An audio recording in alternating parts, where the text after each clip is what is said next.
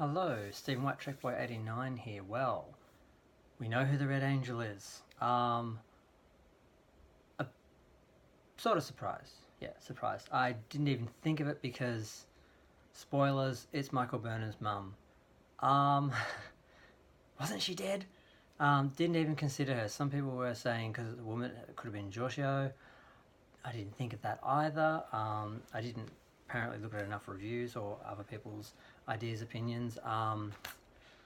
Yeah, okay. So I was really with the episode up until that point. I was really into it. I was enjoying it. And then I'm like, on one level that works, another level that just undermined everything and the whole episode. Okay, so let's just get into the episode. Starts off where they actually take the time to have a funeral for Ariam. And they treat this woman who was cybernetically enhanced to survive some sort of disaster. Apparently something happened to her. She was a human to begin with, normal human to begin with, and yeah, she gets a funeral with the whole crew. We actually see all the crew of Discovery standing on the they basically do the Orville shot from first season where you have the whole crew, which was the motion picture shot, which have the whole crew basically in one area of the ship being addressed. So they did that, and this was something that was really missing from season one when Culber died. Um, they didn't address it at all. It was like nothing, which was really twice as insulting for the gays. It's like, oh, so you killed one of the gays you were promoting, and you didn't even react like this, like it was nothing. So there was a lot of outcry about that. So they've actually paid attention to the people who have actually passed, and she actually gets the whole funeral, whole standing off, speeches, everything, and it was emotional. I did actually feel something. I did, at least for that episode, like that character, and there was a quality about her character where she had to focus on everything that was important to her, and that affected the crew around her. It made them appreciate their life and all that, which is something that you do when someone passes anyway. So I didn't find the speeches to be as contemptible as I've listened to a couple of people's reviews while I was just sorting out some technical issues before I made this video. I listened to Nerdrotic and a little bit of Trek Yards, and I didn't get to Random because I know she's going to hate it anyway. So yeah, I was really into the episode. I was actually enjoying it because before the credits, we established that when Ariam died, she said it's all about Michael and to look into Project Daldeus, or whatever it is. And they did, and what they found was a genetic signature, and it's Michael's. So we know from 5 minutes into the episode that Michael is the Red Angel. So of course that makes perfect sense. Who else would be so narcissistic and self-involved and self-important to go back into the past and change everything to save herself because she's so important. The narcissism that would involve sort of, it just made sense. And there's a moment where they're speculating about this, and Spock actually says that fits into her character perfectly, and that was brilliant. That I laughed so much, and even nerd writing a few people. I know people are laughing at that because they're being self aware of the show, that they're referencing things from within the show and within the characters that we have a problem with and the fans have criticised. So it's fun when they do that, acknowledge it, and then actually do a little bit about it. But they're still going with, it's still the Michael Burnham show. They're not backing down from that, and I think that's just stubbornness because it clearly doesn't work at this point. So we find out she is the Red Angel. They, of course, work out she's been saving herself all through time. So they go and between Section 31, who invented, we find out Section 31 invented the time suit, and they did it because the Klingons were creating a time time travel or time travel technology because of the temporal Cold War. So that gets a reference because obviously that was a huge part of Enterprise and was a big problem 100 years before this show. Um, so they set out with a trap where they basically stick Michael in a situation where she's going to die, so the Red Angel will come and they trap the Red Angel. So that's the plot of the episode. Now, off on the side, we have a couple of interesting moments with some of the smaller characters. We see Georgiou observing the gays, and she's really fixated on them and their relationship and the drama. I don't know how that's going to play into her evil plans later. I don't see why it would be of interest of her, although she does establish that in the mirror universe she fucked all of them. They were pansexual and everyone just got it on. And she even calls Hugh Puppy, which is funny and creepy. And she kind of twirls her mustache really well. I mean, it's lame as hell, but she does chew that scenery with just absolute relish. I mean, I'm not minding it. A lot of people are saying, oh, it's so cliche, and it totally is, but she's loving it, and it's kind of working. It'd be nice if she wasn't there at all, but if she's going to be there and be that character, she may as well just have fun with it. So that's just a weird, awkward scene, which is wonderful, because as soon as she walks out, Tilly's like, what was that? And what was that? But it does reaffirm that they are gay, because they have to say, no, sorry, not in this universe, we're gay here. So that was funny. And the other moment is with Hugh going to the Admiral, who used to be a therapist, and talks about, because I say he needs therapy. You can't go through life and death like this and lose your identity and have to come back to that without some serious help. Whereas, like, you get hit by a freaking bike and we're treating you for post-traumatic stress in our century. So how, by the 21st century, are they not dealing with his issues? So he spends a little bit of time with her, and she basically tells him something that we all know. Love is a choice. You have to choose to be with him and make the effort. It doesn't just happen.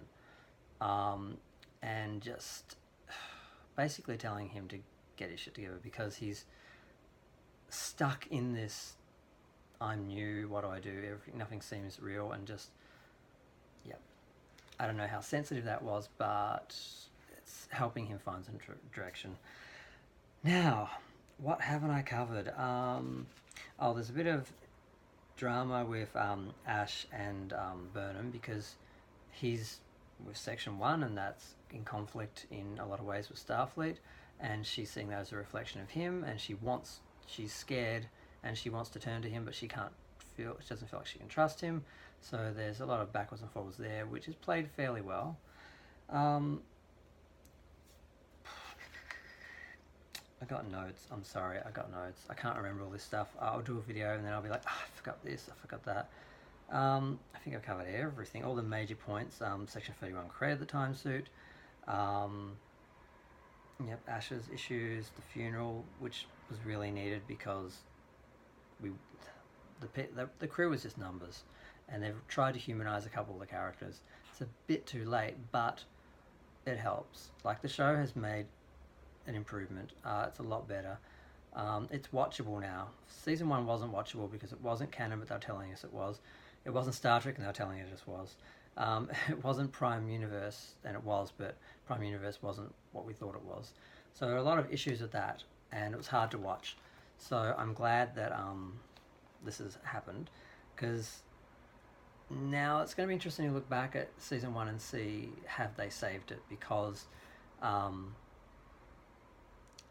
it kind of makes you look at it differently, which helps, because they're obviously trying to retcon and save the series so they can go on with the show and do a third season or maybe more.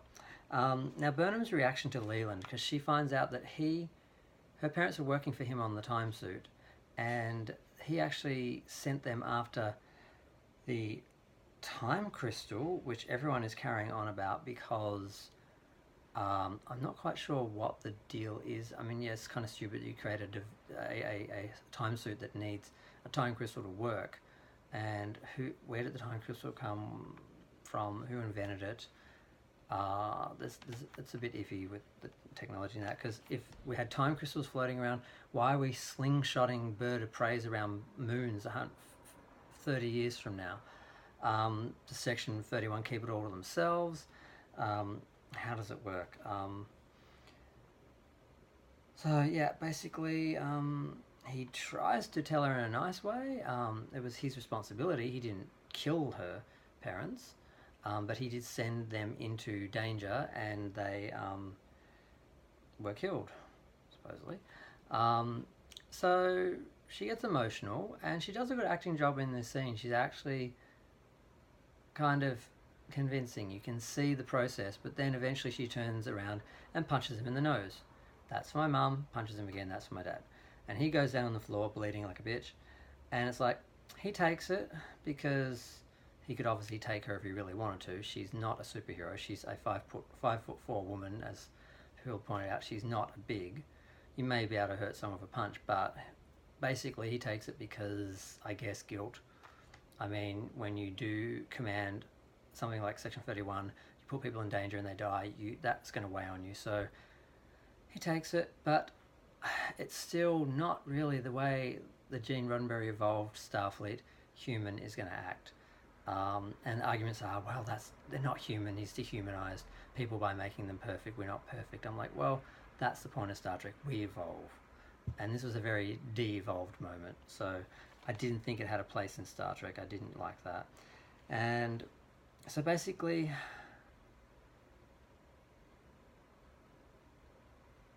yep. One thing I was thinking is, how does the Red Angel not know what's going to happen? How does she not know that this is a plot against her? If she knows the future, or if she's Burnham, maybe she knows, but she just can't find a way to stop it. She has to go to save Burnham, because even if she gets caught, it's better than Burnham dying, because it's all about Burnham. Burnham is so important, and it seems like such a self-involved reflection of the people behind this show that this character who represents them just has to be the center of the universe. There's some narcissistic, self-involved, self-important element to this character and underlying this show that I find kind of toxic. I'm not quite sure what it is. I have to have a closer look at it and get a bit of distance and look at the whole thing, but there are elements that really don't work. So basically, they set the trap, the Red Angel comes. It wasn't fun watching Michael die. I thought it might be fun because I hated her in season 1 so much, but it's not fun. It's horrific. She dies. The Red Angel comes, saves her, gets caught, and then we have the big reveal. It's Michael Burnham's mum, not Michael Burnham. And I'm like, well, they have similar DNA, but they lied to us. They told her it was her, and it wasn't. So we spend the whole episode invested in that and looking at the whole series and the whole timeline of the whole show based on Burnham saving herself and coming back in time and grandfather paradox, all that.